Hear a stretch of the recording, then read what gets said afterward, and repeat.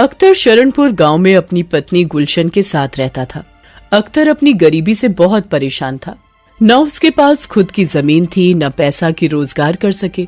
दिन भर मजदूरी करके जो थोड़े बहुत 20-30 रुपए मिलते, वो 2 वक्त की रोटी के लिए ही निकल पाते। अख्तर की पत्नी अल्लाह पर बहुत विश्वास करती थी।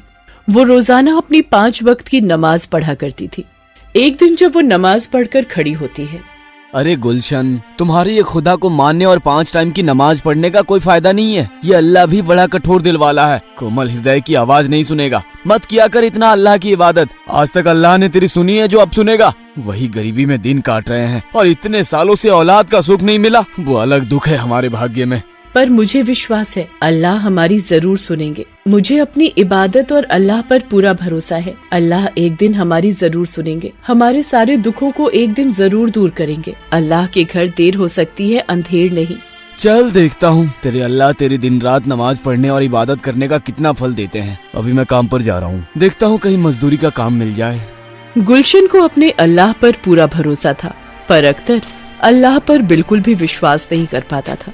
उसे लगता था कि गरीबी और निसंतान दोनों ही दुख अल्लाह ने उसके भाग्य में क्यों लिखे हैं। एक दिन, सुनो जी, घर में कुछ भी खाने का नहीं रखा है, मैं क्या बनाऊं? मैं भी क्या करूं गुलशन, आज मैं भी साहब के पास गया था, लेकिन इस वक्त किसी के पास काम देने के लिए नहीं है। खुदा पर भरोसा रखो, वो जरूर हमें इस मुसीबत से निकालेंगे। ये थोड़े से चावल रखे थे, पानी में उबाले हैं, खा लो। दिल छोटा मत करो, कोई न कोई काम मिल जाएगा। हो सकता है कल सुबह कोई काम मिल जाए। बस कर गुलशन, बस कर। इतना भी अंधा विश्वास मत जगा अपने मन में अल्लाह के लिए। मुझे पता है वो हम गरीबों की नहीं सुनेगा। गुलशन भी अख्तर की बात सुनकर परेशान हो जाती है। वो हमेशा अल्लाह का ध्यान करके सोती थी। रमजान के नेक दिन चल रहे होते हैं। गुलशन सारे रोजे किया करती थी और सच्चे मन से नमाज भी पढ़ा करती थी। एक दिन जब गुलशन सो रही होती है, वो सपने में देखती है, उठो गुलशन, तुम मुझ पर बहुत विश्वास करती हो। तुम बड़ी श्रद्धा से रमजान और मेरी इबादत करती हो। मैं तुम्हारी इबादत से बहुत प्रसन्न हूँ। अब तुम्हारी सारी चिंताएं दूर होने वाली है। हे खुदा, मुझे आप पर विश्वास था, आप मेरी विपदा जरूर दूर करेंगे। गुलशन सपने से उठती है और इधर उधर देखने लगती है, पर वहाँ कोई नहीं होता है। वो अल्लाह का ध्यान करती है और सपने की बात अख्तर को बताती है। सुनो, अल्लाह मेरे सपने में आए थे। उन्होंने कहा बहुत जल्द ही हमारी सारी विपदा दूर हो जाएगी। गुलशन, वो सपना है और सपने कभी सच नहीं होते, पर कोई बात नहीं, सपने में ही सही तुम्हें अपने अल्लाह के दर्शन तो हुए। अच्छा मैं जा रहा हूँ, हाँ, देखता हूँ खान साहब के पास कोई काम मिल जाए। अख्तर खान साहब के पास जाता है, पर उसे वहाँ कोई काम नहीं मिलता है। अख्तर निराश होकर घर वापस आने लगता है और रास्ते में सोचता है कि आज तो उसके पास बिल्कुल भी पैसे नहीं हैं। वो कैसे घर खर्च निकालेगा। चलते चलते वो थोड़ी दूर ही पहुंचता है। उसे पीछे से एक आवाज आती है, अरे भैया सुनो तो, मैं तुम्हें ही बुला रहा हूँ।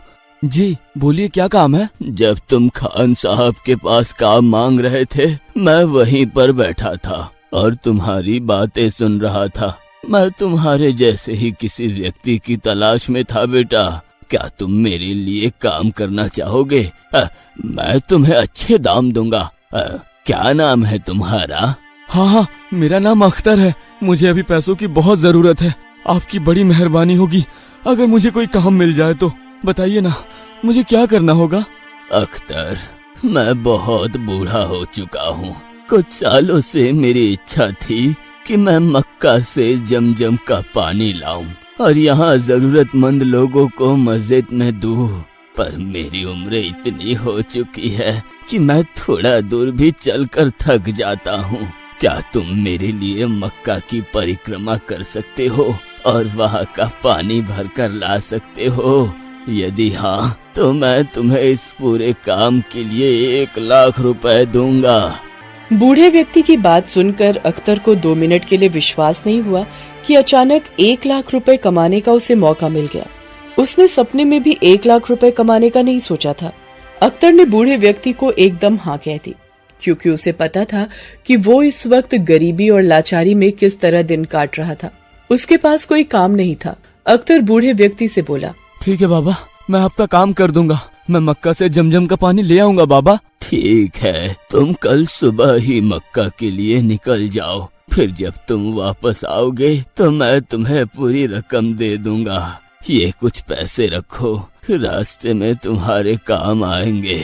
बूढ़े व्यक्ति को मक्का से जमजम का पानी लाने के लिए हाँ बोलकर अख्तर घर आ जाता है और गुलशन को बताता है। गुलशन भी ये बात सुनकर बहुत खुश होती है और अख्तर के जाने की तैयारी करती है।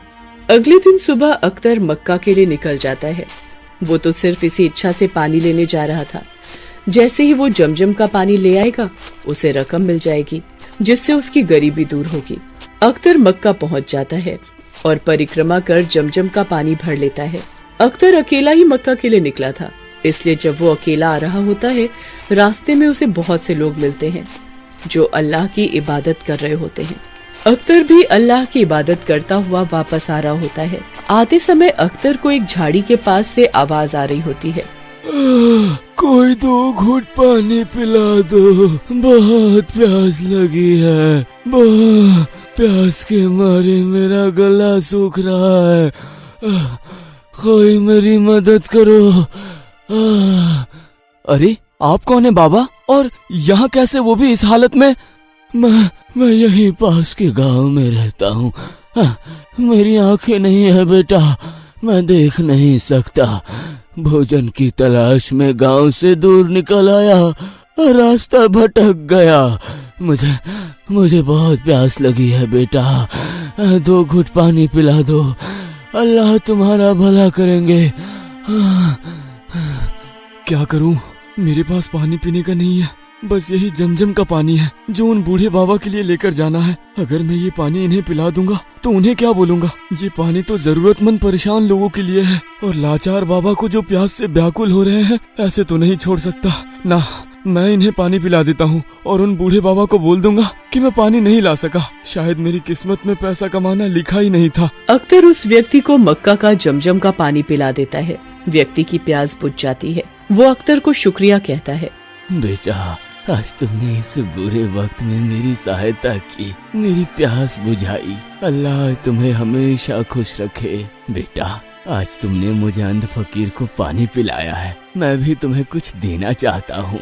ये पोटली अपने पास रखो और घर जाकर ही इस पोटली को खोलना। बाबा मैं आपको घर छोड़ देता हूँ, आप अकेले कैसे जाओगे? नहीं बेटा, मैं चला जाऊंगा, तुम्हें भी तो समय पर घर पहुंचना होगा। तुम्हारी बेगम गुलशन तुम्हारी राह देख रही होगी। अख्तर अपने घर की तरफ चल पड़ता है। रास्ते भर अख्तर यही सोचता है वो उस बूढ़े बाबा को क्या जवाब देगा। रमजान का भी आखिरी दिन है, दोबारा भी पानी लेने नहीं जा सकता। वो ईद पर नहीं पहुंच पाएगा। वो मायूस अवस्था में गांव पहुंचता है और खान साहब के पास जाता है। खान साहब, जब मैं उस दिन आपसे काम मांगने आया था तो यहाँ एक बूढ़े बाबा बैठे थे, क्या आपने उन्हें कहीं देखा है? कौन से बूढ़े बाबा? मेरे यहाँ तो मक्खी भी नहीं बैठती मेरी बिना इजाजत के, तो कोई बूढ़ा बाबा कैसे बैठेगा मेरी दुकान के पास आकर? यहाँ कोई नहीं आया था। फिर वो बाबा कहाँ गए? उन्होंने तो मुझे कहा था कि वो मुझे यहीं मिलेंगे। अख्तर ने गांव में हर तरफ उस बूढ़े व्यक्ति की खोज की, पर वो बूढ़ा व्यक्ति अख्तर को कहीं भी नहीं मिला। अख्तर निराश होकर घर आ गया। घर आकर अख्तर ने अपनी पत्नी को सारी घटना बताई। गुलशन बोली, सुनो जी, आपने जिन बाबा को जमजम का पानी पिलाया था, क्या उन्हें मेरा नाम बताया था? अरे गुलशन, मैंने तो उस बाबा को तुम्हारा नाम तक नहीं बताया था। उन्होंने मुझे कहा कि तुम्हारी बेगम गुलशन तुम्हारी राह देख रही होगी, इतना कहा और ये पोटली दी और इसे घर जाकर ही खोलने को कहा। ये सब क्या हो रहा है? आप पोटली खोलकर देखो क्या है इसमें, और बाबा ने ये आपको क्यों दी है? अख्तर पोटली खोलकर देखता है। गुलशन, ये रुपए पूरे 1 लाख रुपए है। 1 लाख तो मुझे उस बाबा ने मक्का से जमजम की पानी लाने की रकम बोली थी। आज मैंने उस बाबा को पूरे गांव में ढूंढा पर वो नहीं मिले। आप अब भी नहीं समझे, पर मैं पूरी बात समझ गई। ये सब हमारे अल्लाह की मेहरबानी है। आपने भले ही खुदा पर कभी विश्वास नहीं किया, पर आपका दयालु स्वभाव देखकर अल्लाह ने उसका फल दिया है। ये सब उन्हीं का चमत्कार है। वो सारा अल्लाह का ही किया था। आपने जरूरतमंद की सहायता की और अल्लाह ने आपकी परीक्षा ली, जिसमें आप खरे उतरे। हमें अल्लाह का शुक्रिया करना चाहिए, जिन्होंने फरिश्ते के रूप में आकर हमारी गरीबी दूर की। हाँ गुलशन, ये तुम्हारी अल्लाह की इबादत करने का फल है। तुमने हमेशा सच्चे मन से उनकी इबादत की, इसलिए उन्होंने तुम्हें इसका फल दिया। आज से अल्लाह पर मेरा भी अटूट विश्वास बन गया है। हे खुदा, मुझे क्षमा करना। मैं आपकी शक्तियों को पहचान ना सका। आप अंतर्यामी हो, खुदा हो। आप अपने बच्चों की मन की बात पढ़ लेते हो। हे अल्लाह, हे अल्लाह। उस दिन के बाद अख्तर को खुदा पर अटूट विश्वास हो जाता है। वो भी रोजाना मस्जिद में जाकर इबादत किया करता था और सच्चे मन से नमाज पढ़ा करता था। अल्लाह की दुआ से कुछ समय बाद गुलशन के बेटा और बेटी पैदा होते हैं। अख्तर के घर खुशियां आ जाती हैं। एक गरीब की मक्का परिक्रमा सफल हो जाती है।